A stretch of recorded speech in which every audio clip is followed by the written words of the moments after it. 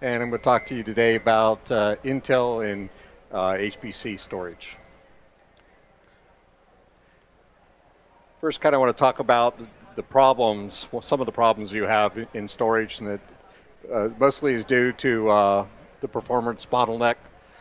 Because we have the massive creation of data, many applications being virtualized, and then users' demand for content that has created this bottleneck.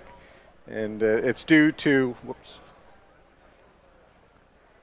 it's due to the slow I/O and high latencies.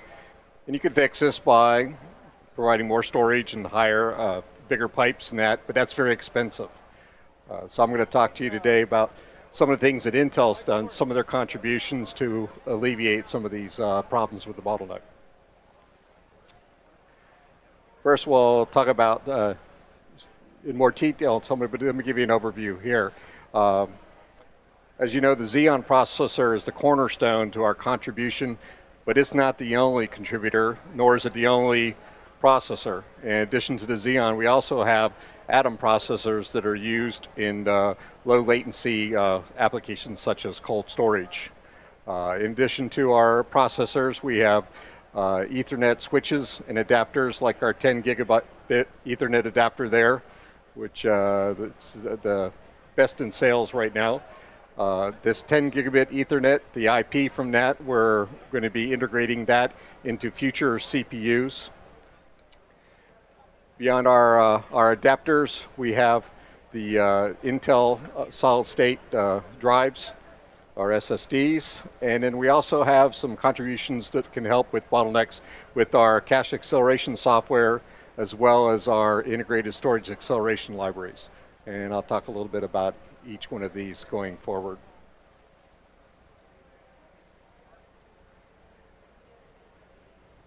First, I'll talk about the Xeon. But previously, we've had separate server and storage processors, and now we've converged those into a single processor. And what I'm showing here is the E5 2600 family CPU. This Xeon processor, we continually add performance to address workstation loads by increasing the cores, increasing the cache, and adding additional high-speed I/O on there. One thing that I said earlier about this is a converged storage server processor. It has some what we call platform storage extensions on it, or PSEs. And what those are, some of the PCIe non-transparent bridging, which provides failover for dual controllers. We also have the asynchronous DRAM refresh, which protects the data for power disruptions. The advanced encryption standard instructions will allow you to do encryptions on the fly. It's a built-in instruction, as well as our Crystal Beach DMA and RAID acceleration engines.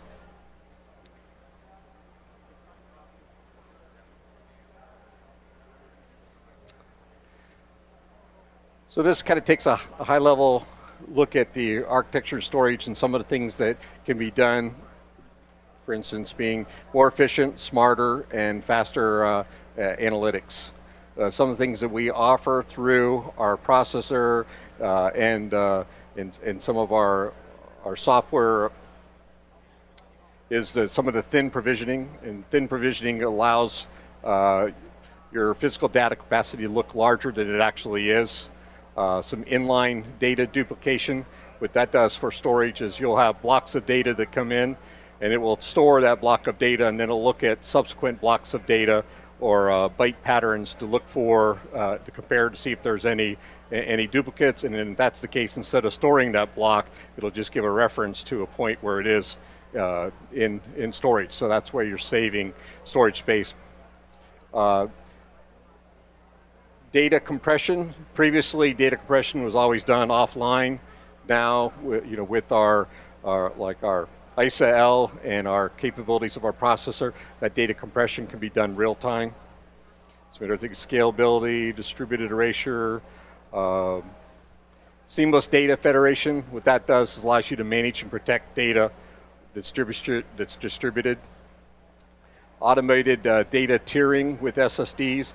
What that allows you to do is you can have hot data that's stored on SSDs. You can have fast access to it, and then your bulk data can be stored on more conventional hard drives.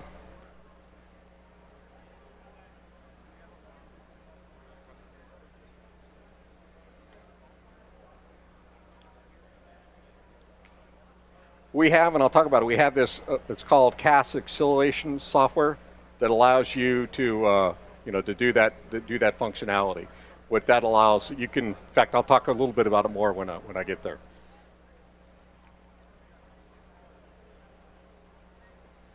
Our SSDs, these are our data class SSDs. We start off, talking about our kind of high performance standard endurance, and we talk about standard endurance. What that means, it's 3 writes per day, where you can write every location in the drive 3 times a day for 5 years. Then we get into our higher endurance drives, where that is 10 writes per day, every location over a period of 5 years. What we're offering now, this is a new offering from Intel, and that's our PCIe SSDs, which are NVM compliant. And you can see that the throughput rates for those are a tremendous performance improvement over what we've had in the past with some of our. These are SATA drives, and that's the difference where you'll see the S in front of the 3500 stands for SATA, and the P stands for PCIe.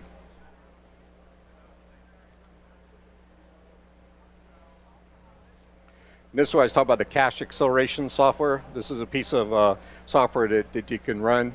And you can take your hot data and it'll store it in SSDs. You can actually, with this software, you can get near performance of having all SSDs with a single SSD, using it as a cache.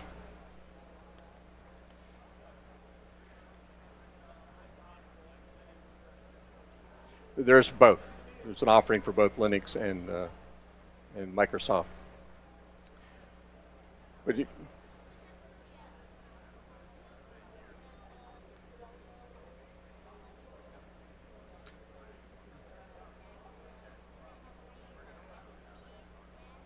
right, what it is, I mean, it's just a drive like all your other drives, but then the SSD is configured as a cache. So instead of moving data in and out of your slower, hard disk, you can do that, with the SSD.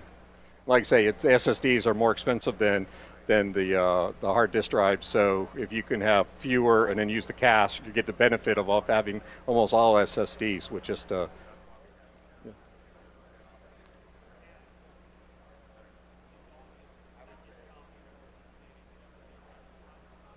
It can be a primary copy. It depends how you configure it. You can configure certain data to reside on the SSD.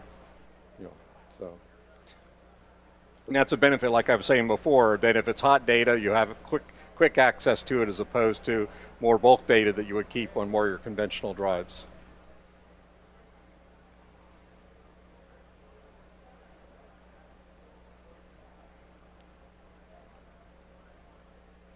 All right, sorry about that, not the latest drive. This is supposed to say the Intel Storage Acceleration Library. That's the wrong logo in there. What that is, it's actually a library. It's free, and it takes advantage of the features that are in our silicon for things like compression and encryption that you can compile with. These are, optimized algorithms. And so, as you can see, there it talks about getting up to 78% performance improvement on CRC generation over generation.